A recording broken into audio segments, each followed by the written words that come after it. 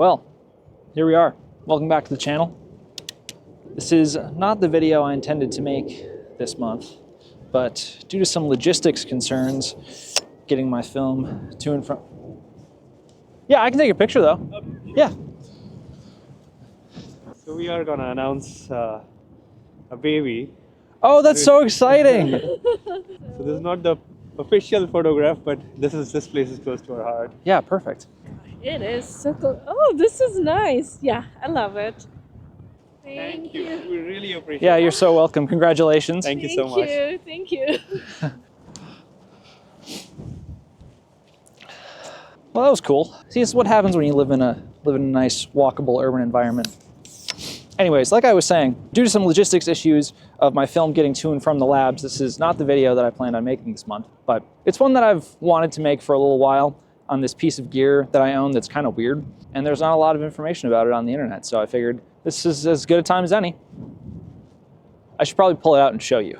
So this is the Quantaray 500mm mirror lens, and I have it attached to a 2x teleconverter to make it a 1000mm or 1 meter lens, 3.3 feet for American viewers. They call it a mirror lens because it uses, wait for it, mirrors in its construction. And because of that, you can get a lot of focal length in a little package like this, with the downside being they're generally pretty slow and the aperture is not variable. So this one is stuck at f8. And then when you throw the 2x teleconverter on it, you double the focal length at the cost of 2 stops of light. The old inverse square law rearing its ugly head again. I've never actually taken this out to shoot anything before, but 1000mm focal length is going to give you some serious compression and make far off things appear very close. So I figured this is the largest open space I know of that's near to where I live. This lens comes with something called a T-mount, which is a screw mount. I have a T-mount to Minolta MD adapter attached to it because I figured it would be fun to use it on the Minolta, and because the teleconverter that I have is only MD mount. But I will be using it on the Sony A7R II today, because you know the Minolta does not like the cold and it's currently like 35 degrees out. So I guess let's throw it on the camera and see what we can see.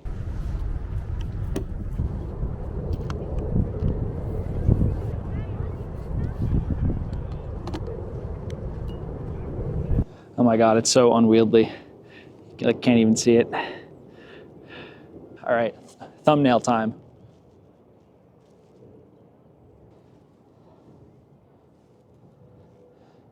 Can you see the Capitol? Probably can't see the Capitol.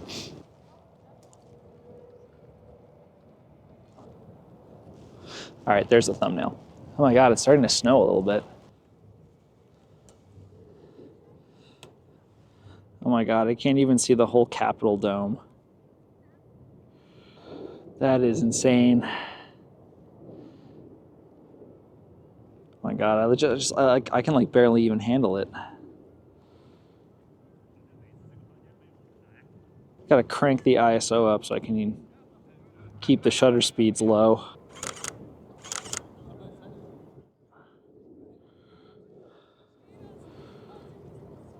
Oh my God, I can't see with my sunglasses on.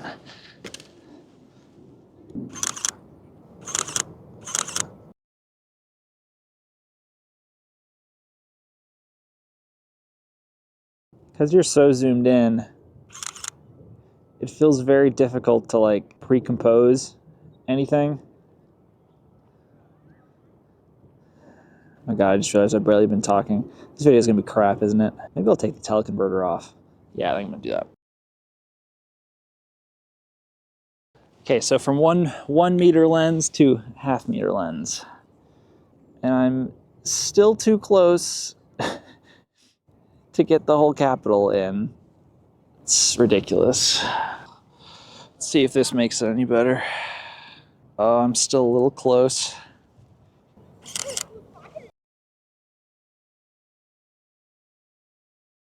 I'm providing riveting commentary, I know. This lens is for if you want to do street photography, but you really don't want to get close to anybody. I think it might be time to change spots. This spot is okay. It does show off the compression of the lens quite nicely. There's all these yellow buses here. I think they say Yankee on the side. I don't know what that's all about. Honestly, it might be better in portrait orientation.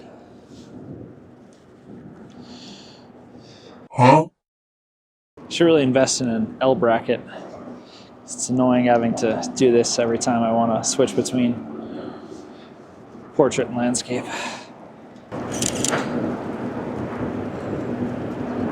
It's the perfect opportunity to show you the circular bokeh on a mirror lens.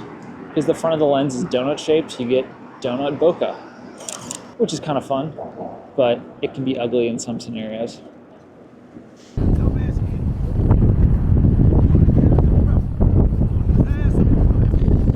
Yeah, I think this might be something. Okay, I think this might be the first comp where it makes sense to use a 500mm lens.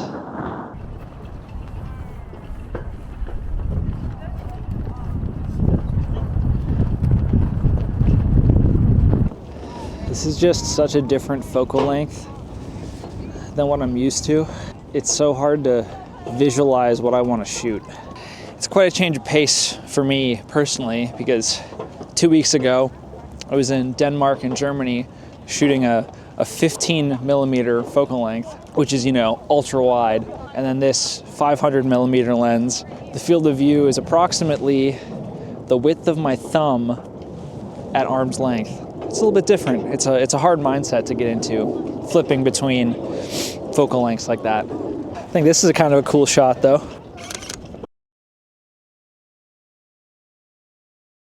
I did promise you a 1 meter lens though, so I should probably put the teleconverter back on, just cause, before the sun goes down.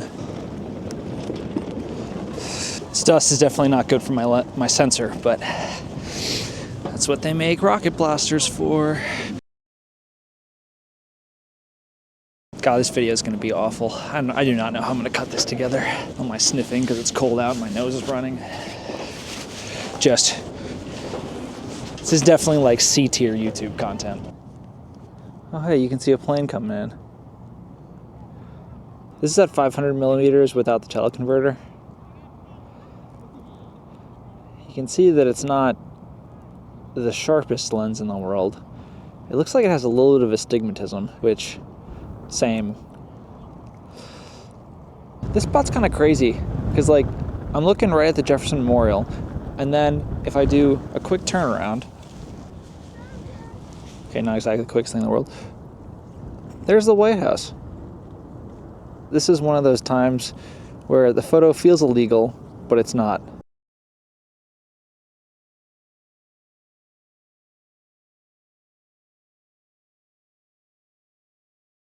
If you too happen to be in DC with a 500mm lens and you want to recreate these shots, I am directly between the White House over there and the Jefferson Memorial over there, kind of near the base of the Washington Monument, and right next to the position of Jefferson Pier, erected December 18th, 1804, rediscovered and re-erected December 2nd, 1859? District of Columbia. Yeah, 1804, 1859. We love a good survey marker. Boop. I think that's going to do it for me out here. 10 minutes away from actual sunset. It's getting colder and I can't really feel my hands anymore. So I'll take these back and kind of show you the better ones and I guess wrap up this kind of strange and off-the-cuff episode. Everybody say bye to the Washington Monument. Clock wipe. All right, I came back out because I was sitting at home trying to figure out some final thoughts to say about this lens. And it hit me, the number one use case for a super long lens like this is wildlife photography. And it's winter, so there's not a lot of wildlife around, but I do have something almost as good. Airplanes are kind of like birds, and luckily I happen to live near a major airport, so here we are at the end of the runway. And we have someone taking off right now.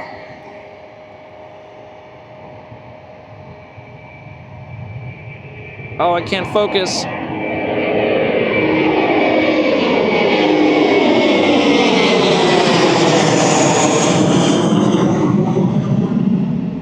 As you can probably tell, that was pretty loud. I'm at a place called Gravelly Point, which is just north of DCA Airport. And if you're gonna come out here, you should definitely bring hearing protection, which I conveniently forgot. Don't be stupid, protect your hearing.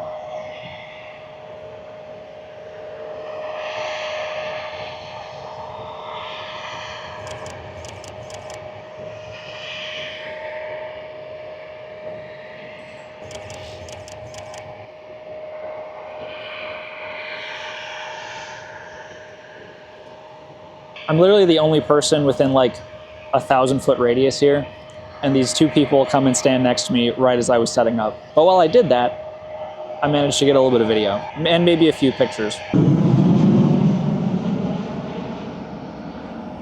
I've got the 500mm on with the teleconverter, and a 1000mm lens is kind of just right for this, which is pretty cool. It is only like 20 minutes before sunset though, so I am fighting with the light. But that's the beauty of shooting digital. I can just crank my ISO to the moon when I need to. Oh, I hope I got that one straight on. Kinda.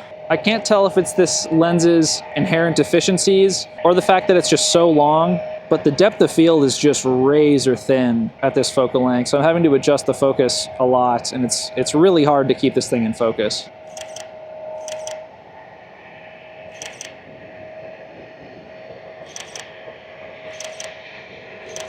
I love that with this amount of compression, you can really see the contrails behind the wings.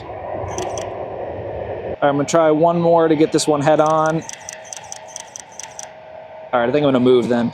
I can move to be right at the end of the runway. See you in a sec.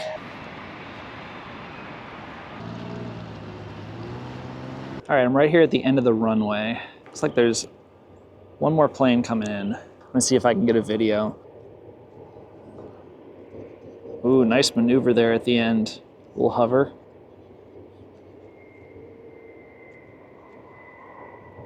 Textbook. No, I know nothing about flying planes, so. Oh, my battery is really low. All right, I'm gonna try and get a couple pictures of this plane as it takes off, or the next one that lands. I don't know, I can't really tell, but I think that might be it, because I forgot to bring a backup battery. I'm at 40,000 ISO right now, and at 250th of a second.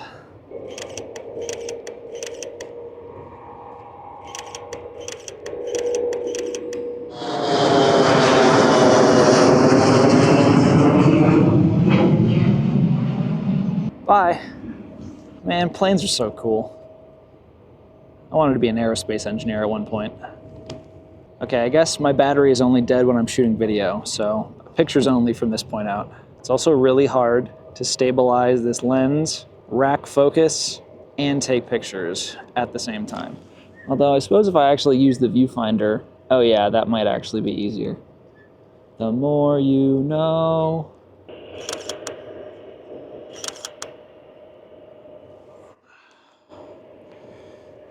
Delta flight.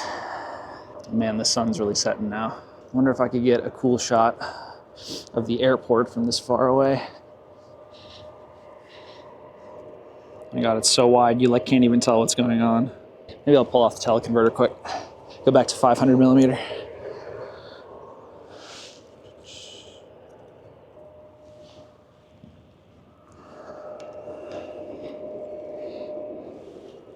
That's a little bit better. I can get a little bit more context for the plane landing.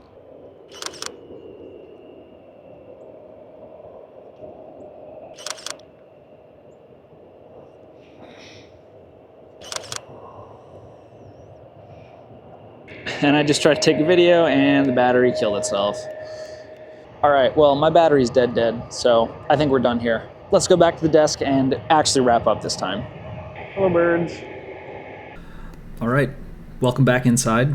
Let's wrap up this video. So the photos you've been seeing on screen have had a little bit of light editing done to them, mostly a little bit of dehaze, clarity, and texture, because the one thing you're gonna notice about this lens is that it is pretty dang soft, especially with the teleconverter on. Like for instance, take this photo of the Jefferson Memorial. When you zoom in on Jefferson's head, you can really see that even though I got focus as close as possible, it is still not very sharp at all, which is okay. Honestly, I couldn't really even notice it until I zoomed in. And without the teleconverter, I think they pass even more. Like this full photo of the Capitol, that I did the math, I was actually more than a mile away in order to get the whole thing in frame from the ground to the tip of the dome. So things to keep in mind if you plan on ever shooting with a mirror lens. Remember that your bokeh is gonna look like donuts because the front element of the lens looks like a donut. You can really see it in this picture of this kid on his dad's shoulders. The out of focus areas look like a bunch of rings. Normally you wouldn't think of that as like bokeh, but you have to remember that everything out of focus turns into whatever shape the aperture is. So on a normal lens, these would just kind of like blow up into, circles and just look generally fuzzy, but they look strange because they're individual donuts. It also makes text look kind of strange. Like on this one picture of the airplane landing, there's this stop sign that looks really strange. The whole lens just kind of gives out of focus elements a different vibe than you're used to. That can be a little bit unsettling at times. Another thing to keep in mind is that the overall sharpness is not awesome, especially on this lens in particular. I know that there are other better mirror lenses out there, but I did pick up this one for $5 at like a rummage sale at a camera store. Especially for the airplane shots, the lack of sharpness coupled with the fact that I had to jack the ISO way up has given me a lot of like super grainy and not sharp images. As I was editing these and kind of realizing how grainy and not sharp they were, I thought if I leaned into that look a little bit more, the images might work. So I ran a couple of them through Dehancer, and honestly, I think they're greatly improved. So I just messed with the colors, added a ton of grain, and then did a little bit of cropping to make them more interesting.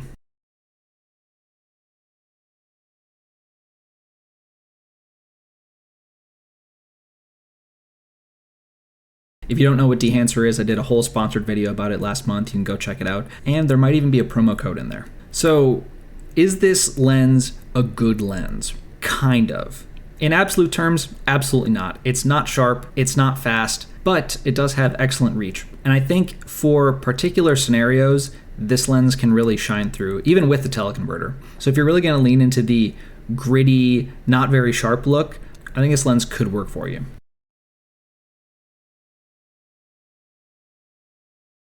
I mean, these lenses are kind of cool optically. The fact that it uses technology from telescopes to fit a huge amount of focal length in such a small package is really kind of cool. The downside is that they're optically quite simple and can't really correct for aberrations all that well, but that's the trade-off you're making. You're getting a lot of focal length for a very low price in most cases. Like this lens is currently going for $30 to $40 on eBay. To get a 500mm glass lens, you're looking in the range of $1,000+. Every product, every design decision, it's all about trade-offs. So if the worst image quality leans into the look that you're trying to accomplish, I think a mirror lens is probably a good option for you, especially if you can pick one up for cheap and just kind of play around with it like I did here. If your only interest is in maximizing your dollar per millimeter, this lens is also probably a good option for you. Will I be running out to use this thing again? Not really. I can think of maybe one or two other things I'd like to shoot with it, but I think it's going to sit on my shelf for a while before I get to that. So, in conclusion, I think this lens in 500mm or 1000mm configuration can work in certain scenarios with certain subjects, especially if you want to lean into the less optically perfect look. It also is just such a different lens than you're used to, so it can be fun to kind of push yourself to shoot something outside your comfort zone. So I guess that's all I really have to say about this admittedly strange lens setup. And I guess that's going to be it for 2024 on this channel, considering that I'm recording this on the 30th and it's going to go up tomorrow. So yeah, thank you so much for watching. Like and subscribe if you want to, and I'll see you guys in a couple weeks. Bye. This is definitely like C-tier YouTube content.